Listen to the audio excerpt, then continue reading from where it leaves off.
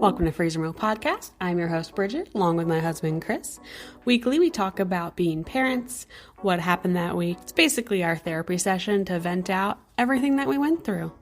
We are boy parents. We have 3 boys, Enzo, Rhett, and Arlo. And if you'd like to get to know us a little bit better, you can check out our website, freezermilk.com, or follow us on Instagram at Freezer Milk Podcast. We also have YouTube and TikTok, Freezer Milk. Thanks so much for listening, and we hope you enjoy. Welcome back. Happy Monday. Yeah, it is Monday, isn't it? Yeah, it's been a couple weeks. It has been. I think we last, was it October 18 maybe? Yeah. Been a whirlwind of 2 weeks. Are we older? Are we grayer? Yes. Struggle's real. Yeah. I think we're finally starting to get our bearings back and trying to get back into a normal routine. Yeah. So both kids got really sick. Yeah. We'll dive into that. Mm-hmm. So we left off, and Arlo had a stomach virus. I went to the ER for that, and low blood sugar.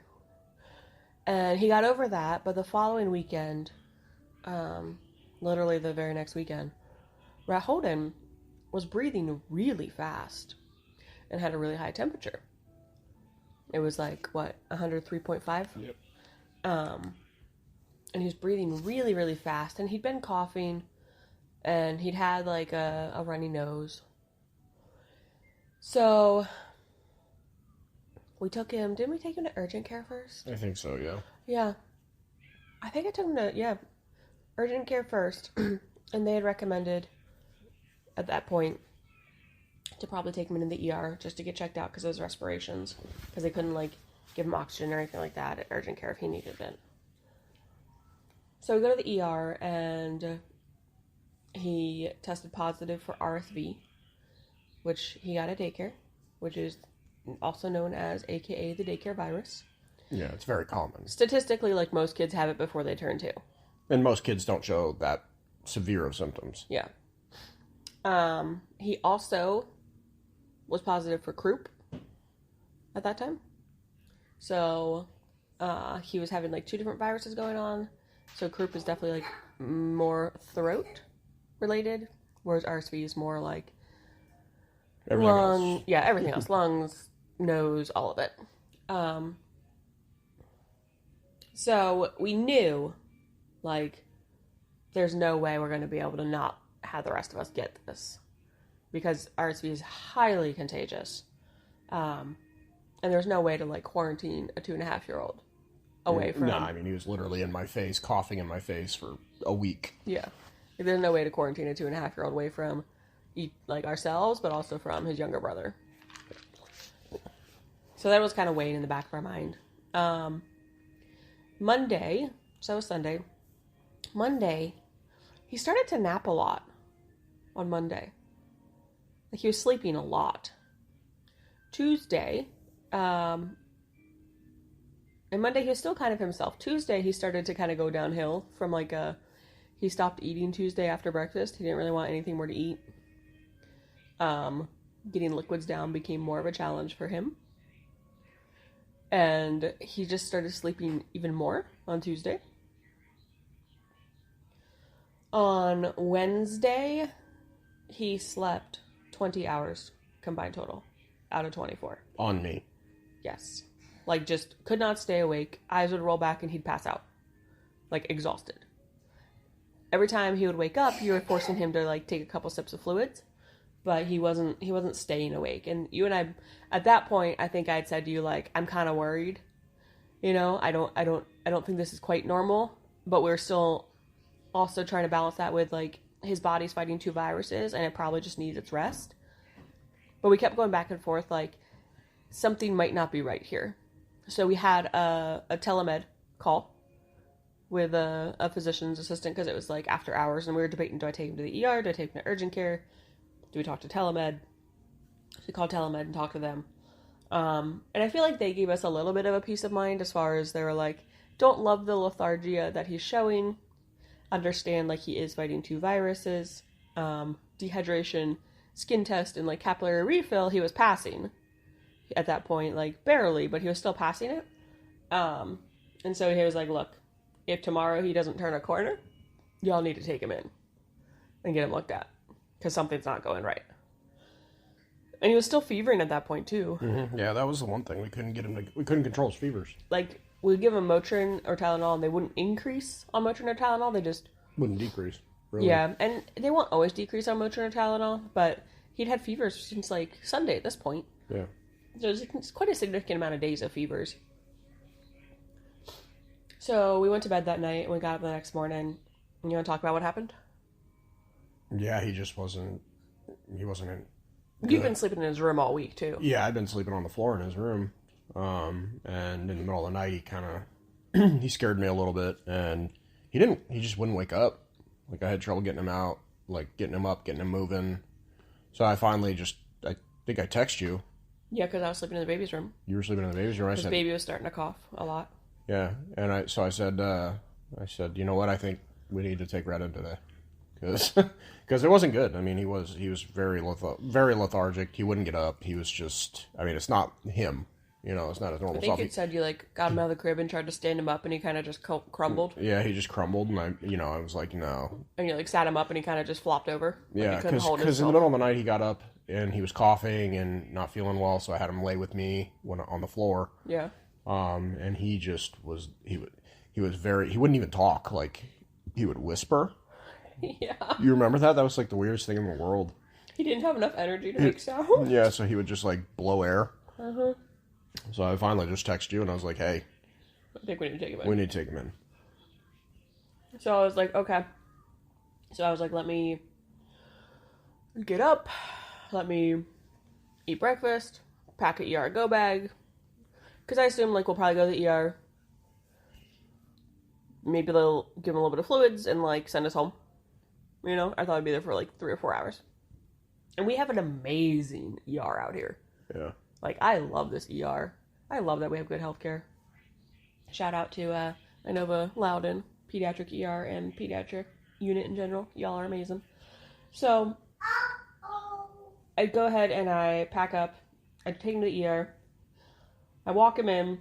And he's like, still kind of like a little bit of energy. Like, he kind of like spruced up a bit in the car. Yeah. Got a second wind. So he was kind of like, you know, looking at all the stuff in the ER because they have a kids waiting area that has like a bunch of like cool paintings on the wall, basically murals. And we go back and we like sit down on a stretcher and he is white as a ghost. Like the dude is just white. And they come in and they kind of look at him and they listen to him and they're like, can we get a blood sugar? So take his blood sugar and he was like low. And they're like, oh, he's pretty low. They're like, when did he last eat? They're like, we need to do blood work. Like, now. So, they put an IV in him. That was really traumatic. They're great at what they do. Like, they had it down to science. They, like, wrap him up like a burrito, aside from one arm. So, like, they can't move. They don't have the ability to, like, get their other arm out and, like, swat away or anything. And they, like, 3 people hold the child. Like, it was terrible, but they were very good at what they do. And, his blood work came back. The kid was in like metabolic acidosis, so like his body was trying to like shut down functions. He was severely dehydrated, on like a metabolic level. Like all of his numbers were really bad. And at this point, my Aunt Denise had come down, and like I can't say enough how grateful we are for her. Yeah. She's, you know, older. She's in the at-risk age group. It's the more mature people and the young children. And she's in one of those at-risk age groups. And she looked up RSV and made her own decisions about coming down to help out and said, like, yeah, she was going to risk it and come help and be there for us. So she got to our house and you came to the ER. Yeah. Or did you come with Arlo? I don't even remember. No, I came. I just came down to swap out with you. Yeah. So you came down. Because they told us that they were admitting him. Yeah. And they said they had to admit him. Like, his numbers were really not good. He needed lots of stuff to help him, like IV wise. But like RSV, it wasn't really like no respiratory issues. His lungs were clear. His cough was really bad from the croup in his throat, but his major issue was like severe dehydration, metabolic acidosis, organs not wanting to participate because of his body struggling.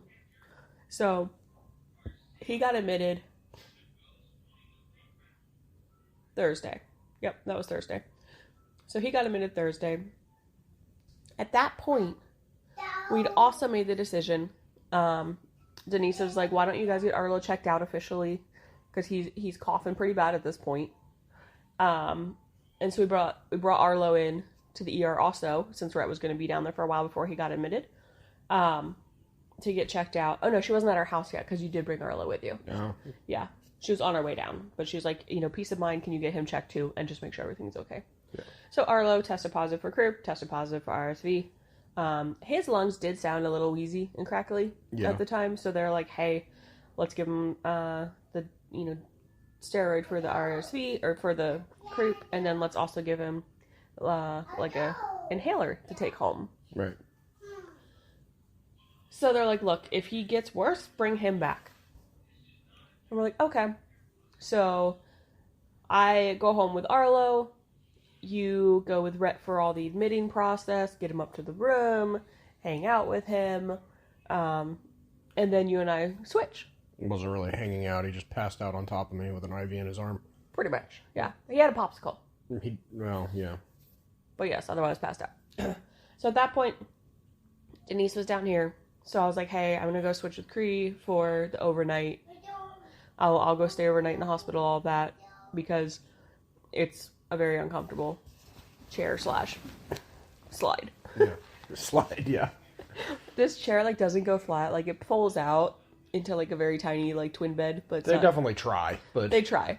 But it's, like, at a severe incline, the head of it. And it's leather. And it's, like, a leather. And so your pillows and everything just kind of slide down it. We're very much, we sleep flat on flat surface people. Yeah. We're not, like, the propped up on 25 pillows people. So I go home, or I go to the hospital and you come home. And what happened for you that night with Arlo? So I got home. And Denise had been here trying to man him. But I'm coming up the stairs and I can hear Arlo coughing because she has him up on the second floor. And I walk upstairs and he is hysterical. His eyes are bloodshot. His face is bright red. He is. She was holding him, right? No, he was in his stroller. Because she was trying to, like, calm him. She's like, I guess, he'd been like that. He'd been pretty distraught for a while. Aww. And he's just, got this really barky, wheezy cough, and he just can't breathe, and he's just very, very sick. And so I got him, I get up here, and I hit him with this inhaler. I hit him with ibuprofen. I hit him with his croup medicine that they sent home with me, his steroid, and I'm like, all right. So I text you, and I'm like, Rhett, Arlo's not in good shape. And I said, what we're going to do is I'm going to sleep here with him. I'll be in his room overnight. And tomorrow, depending on how he's doing, I might be bringing him back. In hindsight, I probably should have just taken him in. But I ended up sleeping in his room, like I did for Rhett, on the floor. And, I'm listening to him throughout the night. I got maybe 50 minutes of sleep that night. And I'm listening to him wheeze, and we have an outlet which basically monitors pulse ox and all that stuff, and I basically just watched that all night and listened to him, and I'd watch it dip, 93, 94, and those aren't great numbers. They're not great, but they're not super awful. Like, yeah. Hey, you gotta get in. Well, so I'm listening to him bark, and just very uncomfortable throughout the night, and I get up the next morning and try to get him out and up, and he's not in great shape at all. Like, he definitely got more of the respiratory of it, and I don't know what my final decision. So this was Friday. Yeah, that was on Friday. At this point. So you got up. He got better in the morning. Like the overnight was really bad. Mm-hmm. You kept him kind of upright in the morning and stuff like that. And then you and I switched out at the hospital around noon, I think it was. Yeah. Because at that point I was like, yo, I need a break. Yeah.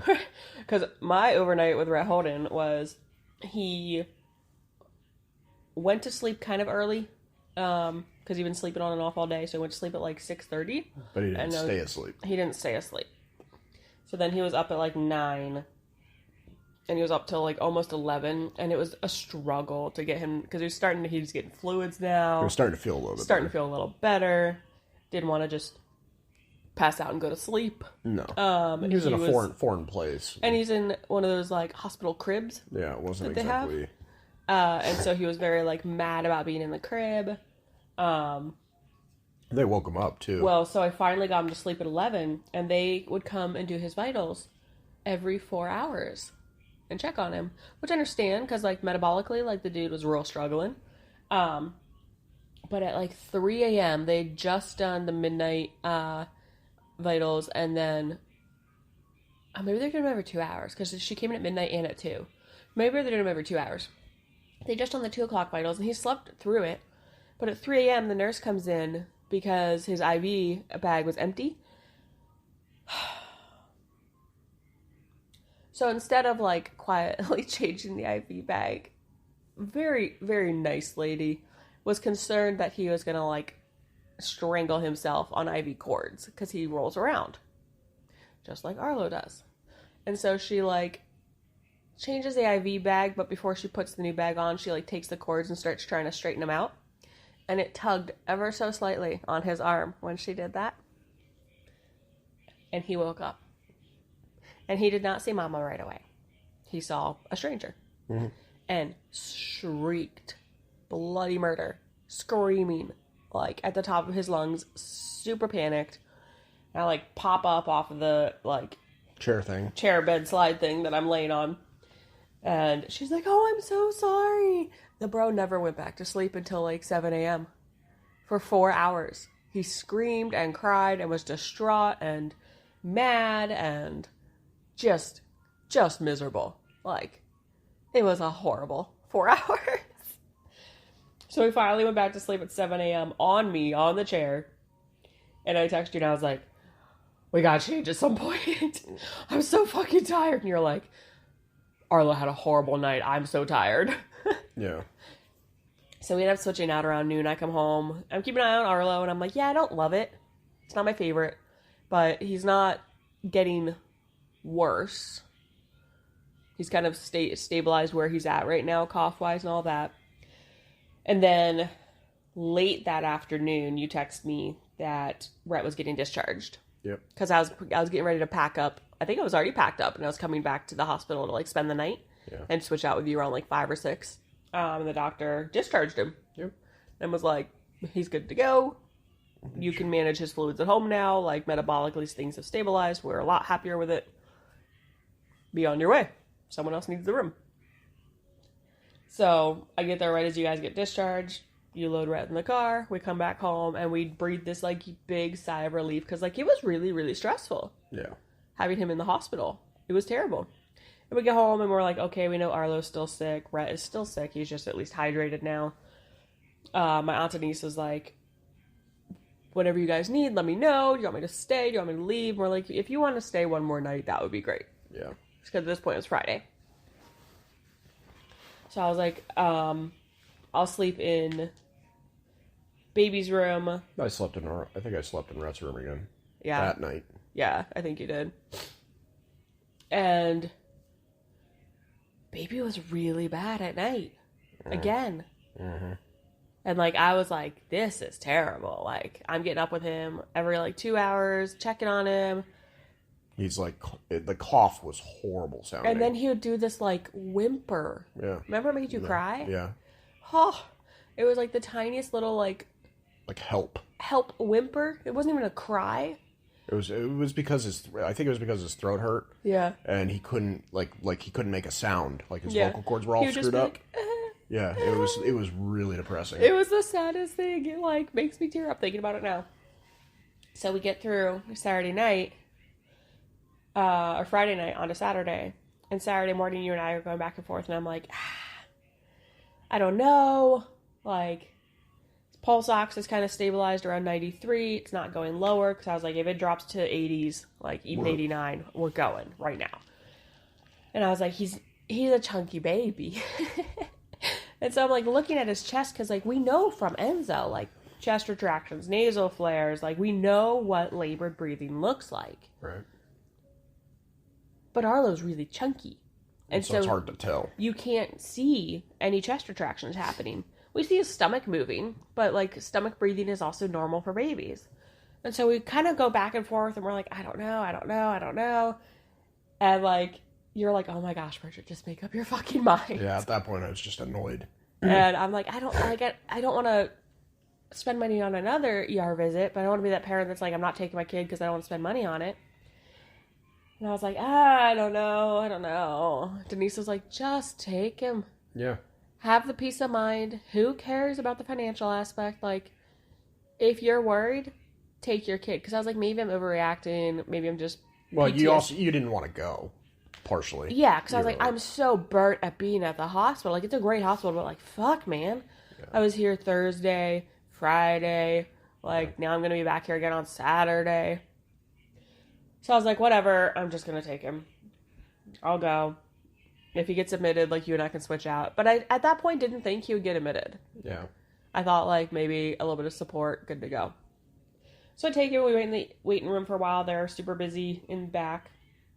A nurse comes out, and he's, like, in the car seat. And she kind of looks at him, and she's like, okay, yeah. I just want to make sure he wasn't in, like, severe respiratory distress or anything.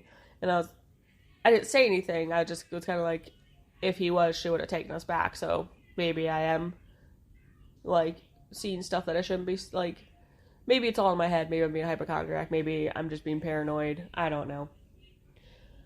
So we take him back, eventually, after another, like, 45 minutes. And they're like, strip him down, just a diaper. We want to, like, watch him. And it's the same nurse, and it's the doctor. And they have him on the pulse ox. They have him on, like, full, like, telly for his heart and everything. His pulse ox was still okay. It was like 92, 93. And they kind of like squat down and like get like eye level with like his like stomach and like body. And they start watching him, and they're like, yeah, no, this kid's in like severe respiratory distress, borderline failure. They're like, he is working so hard. They're like, it's not chest retractions because you can't see it because of his chunk.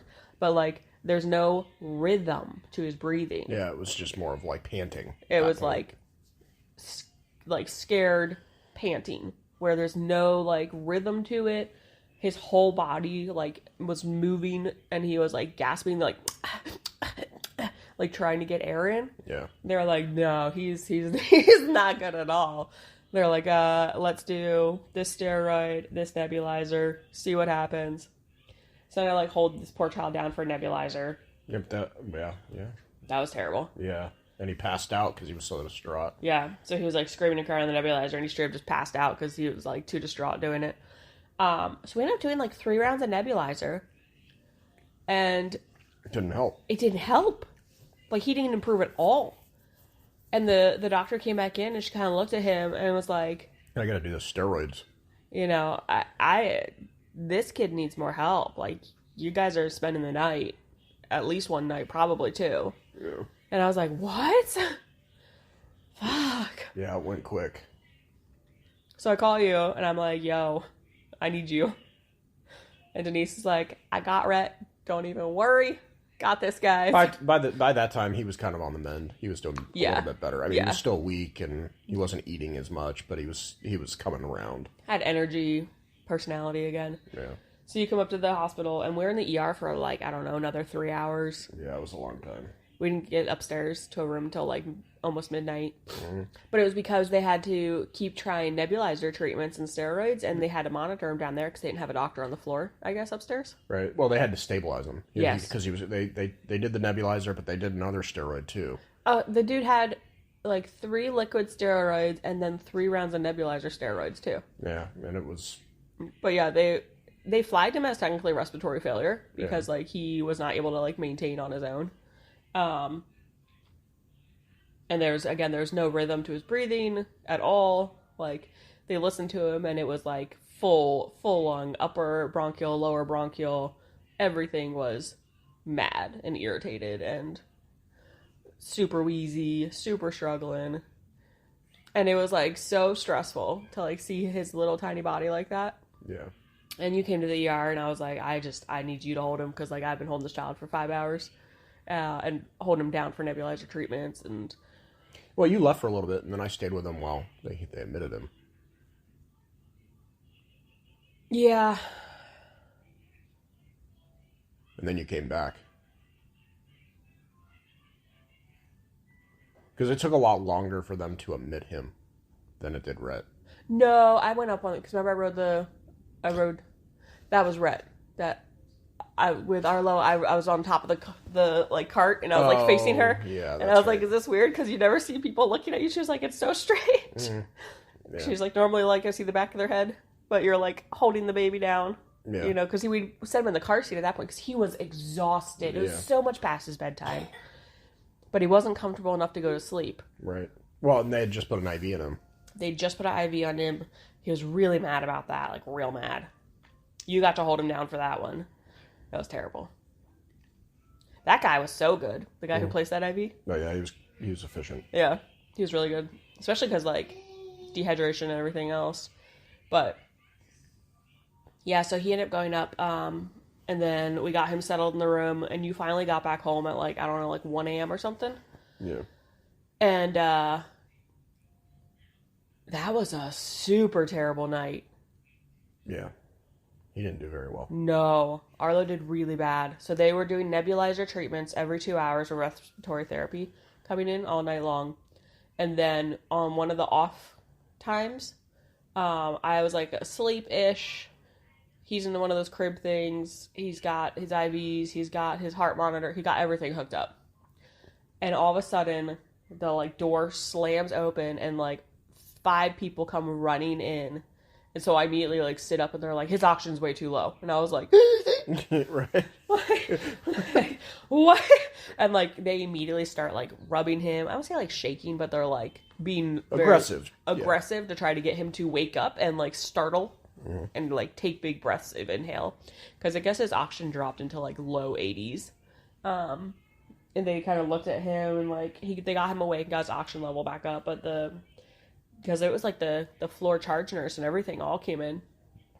And they were like, if he does that again, he's going on oxygen. Like, that's not okay. And I was like, okay. Whoa, okay. And they're like, get some rest. They're like, okay, try to go back to sleep. And I'm like, okay, sounds great. So then respiratory comes in an hour later. And the first, I don't know, 5 respiratory treatments, like basically the entire overnight, Arlo would freak out every time. And they weren't even putting a nebulizer on him. They like had like the little hose like blowing right in his face. Yeah, he hated it. But he would freak out, like hysterical. Well, I mean, it was a steroid, so it got his heart rate up. Yeah. Like. Yeah. So it sucked. And he would always take some time to go back to sleep. And he would like try to like stand up, because that's his newest thing, is he's like standing now, holding on to things. Yeah, he doesn't want to be confined to a crib. But he also, at home, we have, like, a mesh tent on his crib, so he's never had the experience of his hands, like, going through the railing. Yeah.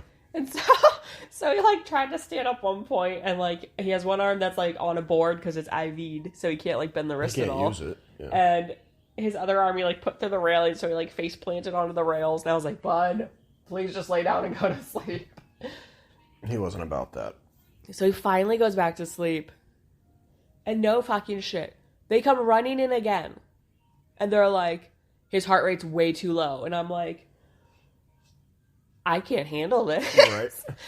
His heart rate's low. Mine's about to explode. Like, this is so stressful. And they, like, straight up, they just straight up stood him up, dead asleep, to get him to jolt awake and, like, get his heart pumping real hard again. Straight up stood the child up, like, held him, but, like, straight up, like, aggressively took him from laying down to standing up to get him to like panic, you know? Yeah. And it worked, but I was just like, he's definitely not going back to sleep now. I'm so traumatized. Like, not once but twice, y'all have come running in because my child was doing really bad. Like, this is horrible, guys. I was like, I was just crying silently, like, tears just running down my face at this point. Like, this is so stressful between Rhett and Arlo. Like, this is really bad. So that was the first night.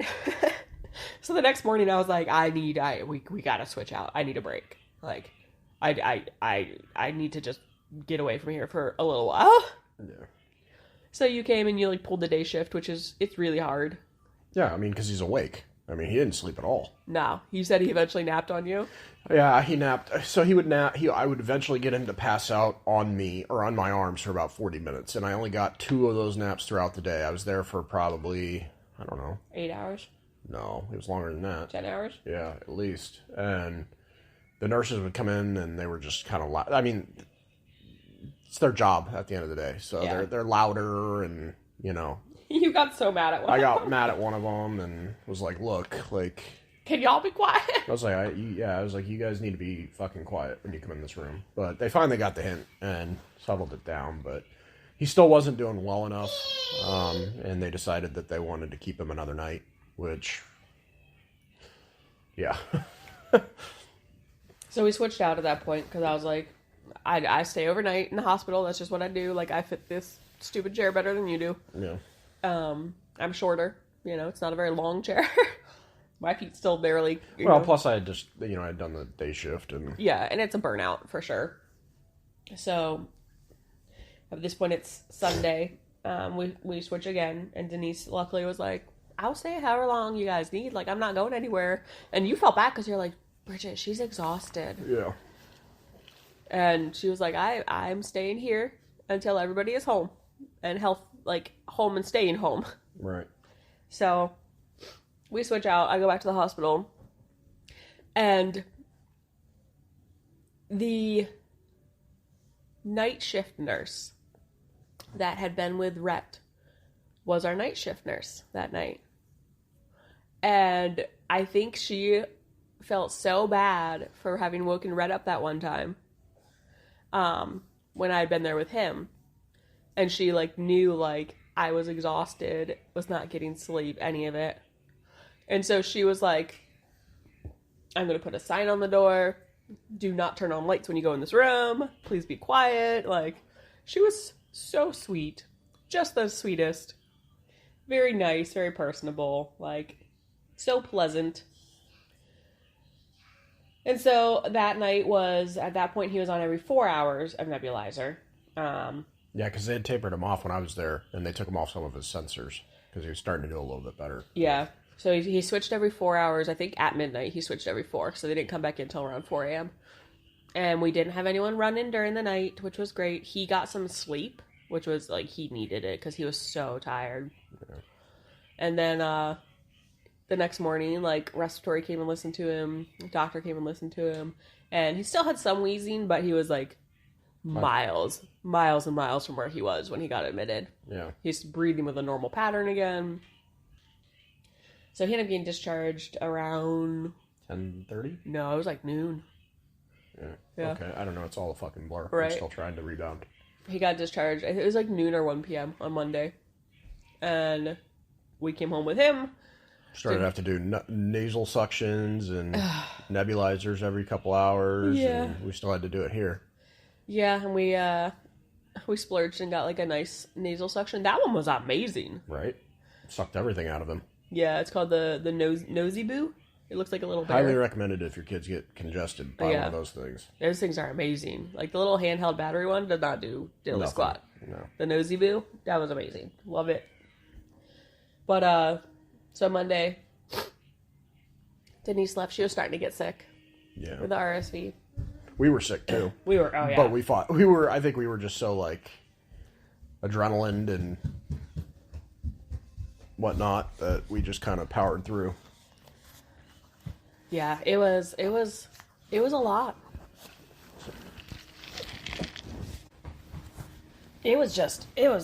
a lot. So I randomly made bread. Mind you, she doesn't bake. No. Ever. I think this is the first time I've ever seen her bake anything. Yep. In the 6 years we've been together. Yep. Enzo still talks about the time when he was 2 that I tried to make ninja cookies for him. It was sugar cookies with ninja cookie stencils. And they, like, the dough was too warm, and so they, like, spread out and, like, melted into, like... Blobs. Enzo still talks about that from when he was 2, because that's how often I bake. That's his only memory of me baking. But I made bread. I think it was Tuesday, right? Yeah. And it was just I read later that it was like a form of mental rest is baking, because it's like a singular focused task and it made sense, because that whole time, because it was almost a week at that point, and it had been over a week since we'd taken Rhett originally to the ER. Like, that whole week, I just felt like I was buzzing. Like, I was, like, being slightly electrocuted. Just from stress and anxiety, and it just felt like buzzing. That's the only way I know how to describe it.